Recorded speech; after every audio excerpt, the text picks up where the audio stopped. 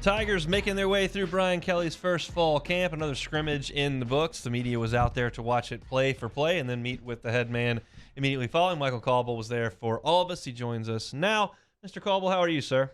Doing good. Doing good. How are you? I'm doing quite well. So set the scene for us. You're out there at the practice facility. Is this like they're running a bunch of plays from the same yard line and coming back and starting over? Are they marching down the field? Were they tackling? What was the format of the scrimmage?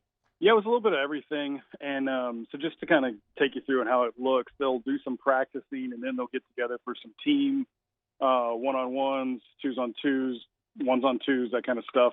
Then they'll break up and go back to their groups and, work on some individual stuff, some rep stuff, and then they'll come back together. And towards the end is when it got really good and hot and heavy. And it was full go. I think the first time we've seen full go, actually.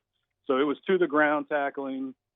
And it was, it was kind of what we wanted to see, honestly, because they do different situations. They'll go from the 20 in, they'll go from the 30 out. And it really just depends on what they want to work on. They'll do some short yardage, not necessarily goal line stuff, but just short yardage stuff. And we get to see pretty much all of that. So, like I said, it was good to see them kind of full speed because that's something that we haven't seen yet. Let me ask it as open-ended as possible. Tell me about the quarterbacks today. I tweeted out today that I thought that Jaden Daniels should start. Just his command, his mobility, his accuracy, and his decision-making based on some of Garrett's decision-making kind of just, all right, I'm willing to give this guy a shot and let's see what he can do with it. I'm concerned about his fragility. He is just not the thickest dude in the world. And I'm just a little concerned about how he would hold up during the entirety of a season. But today's practice, I thought he really ran the offense well. I didn't see a lot of mistakes.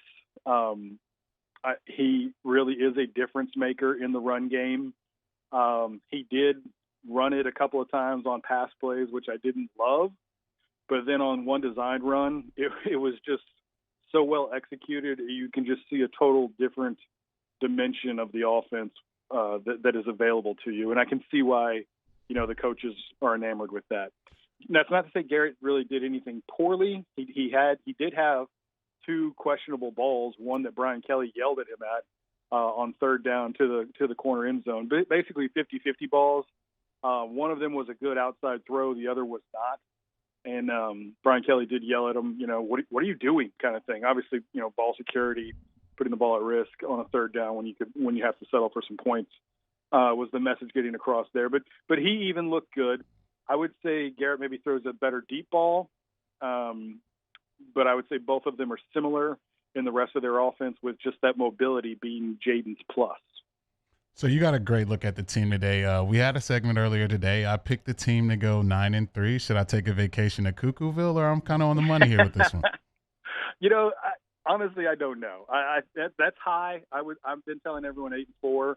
7-5 is realistic. It just depends. I mean, you look at the schedule, and there's just a couple of games that you've got to get in order to hit that benchmark. And I don't know if it's a reflection on LSU or just maybe a compliment to where those other teams are at. I mean, A&M, Arkansas, Alabama, Tennessee. There's 4, right? That you wonder.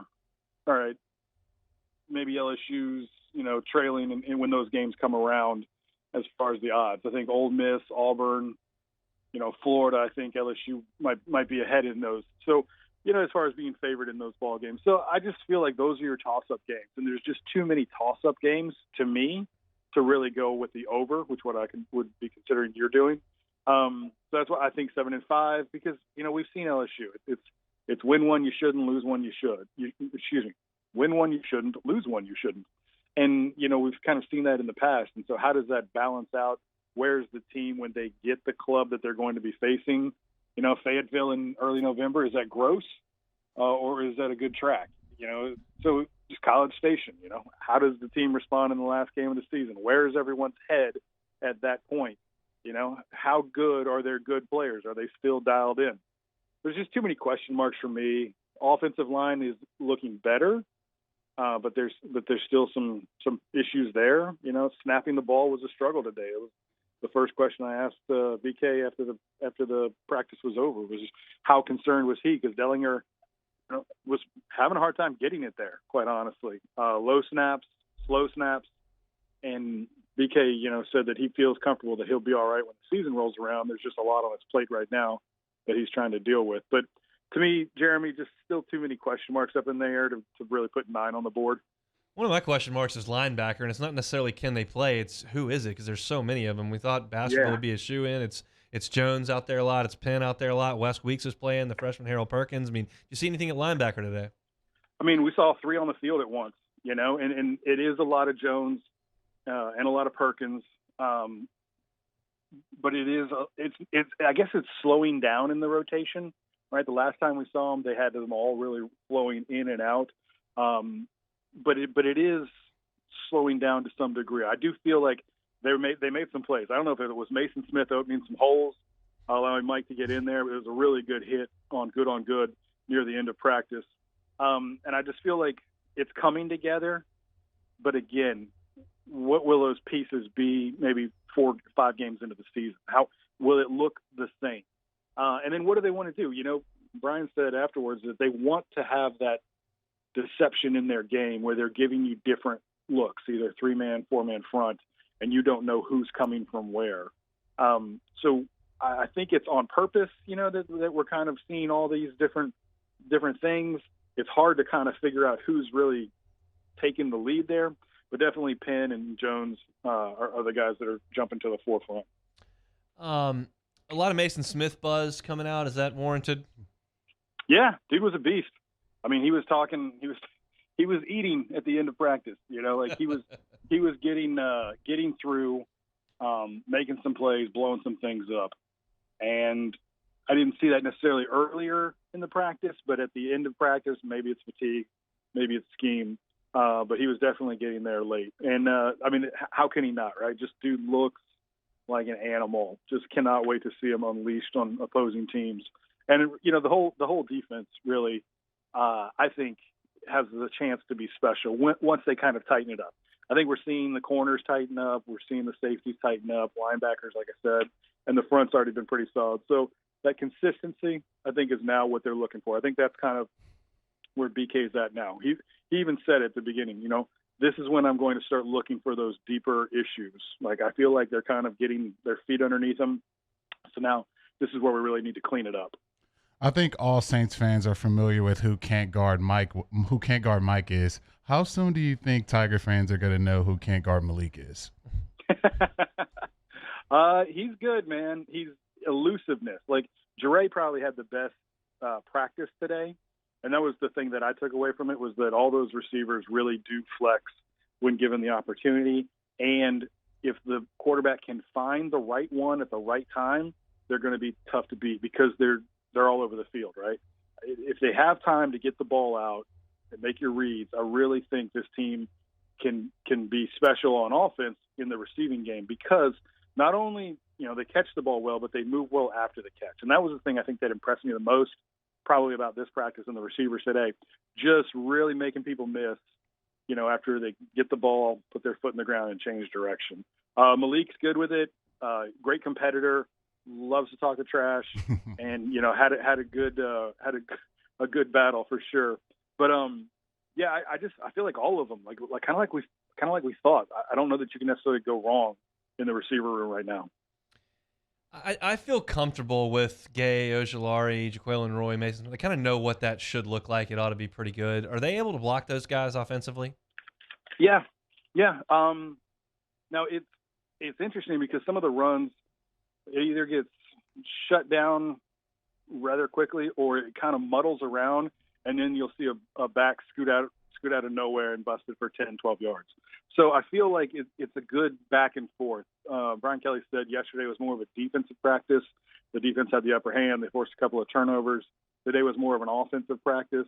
So I guess it's kind of going back and forth, but I think that the offensive line is coming together. Kelly said, I think they had 9 different guys that they were looking at. Check my notes. He said that there were still some guys competing for spots, Wire being one of them, Doomerville the other, Turner, all still in the competition. And then he made a point to talk about Emory makes 9. On Saturday, they're going to move Bradford inside and Wire to tackle just to see how that looks and see what they can do with it. Like I said, I think he feels good about Dellinger at center. I don't know, though, man. Like, after today, it was pretty rough. I mean, enough that you can see it just kind of deflating the coaching staff. And, but they kept him in there. They kept him in with the ones. I think it's no secret, like you just said, the concerns this offensive line may cause for this team. But I also think, the tight end position could also be a concern. Watching practice, is that a position that you see them using frequently, or do you think that's something that they're probably not going to be using much this season? So they run a lot of 12 when we're out there. I don't know if it's just to get a look for it or not, but they do.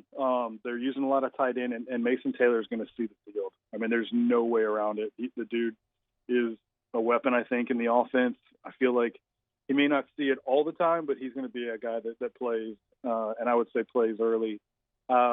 He's just too involved not to. And, that doesn't mean that Mashburn and, the rest of the crew isn't going to get their chance. But I feel better about it now than I did previously. And I think it has something to do with the way they're using them, keeping them close, offset at times. So it's just, it is a room that I don't have as many question marks. I think that's probably true for the whole team. I feel like it's all kind of coming together a little bit better. Now, there's still some issues, that I have, just the talent level, the size, the durability of some of these guys. Colby Richardson coming over from McNeese and becoming a starter, basically. I mean, what does that say about your corner room? Is the dude just that good? Brian Kelly talked about the weight that he added and came in at 165, and now he's up to 190 or 185. But again, like everyone was beating their chest that LSU's got the best portal. Well, A, they had to, but B, these are dudes that you didn't want the first time around that are coming back around the second time. So what will that quality be like, once it comes game time up against another SEC team? Those are my concerns. What's coming up tonight, WBRZ? Yeah, man, we got to figure it out, how to break down this whole scrimmage. I don't have as long tonight as we do just now on this radio show. We got to kind of pick the hits and play the hits. But one thing I will say is we're doing a couple of sports specials. So from 7 to 8 o'clock, we're doing a coaches special on all the new coaches we have, from Dennis Allen to Eric Dooley to Brian Kelly here in Baton Rouge. And then Matt Trent's doing a Southeastern football special, just Southeastern football, for a half hour on the heels of that at 7:30. So we're trying to get you as much football as we can.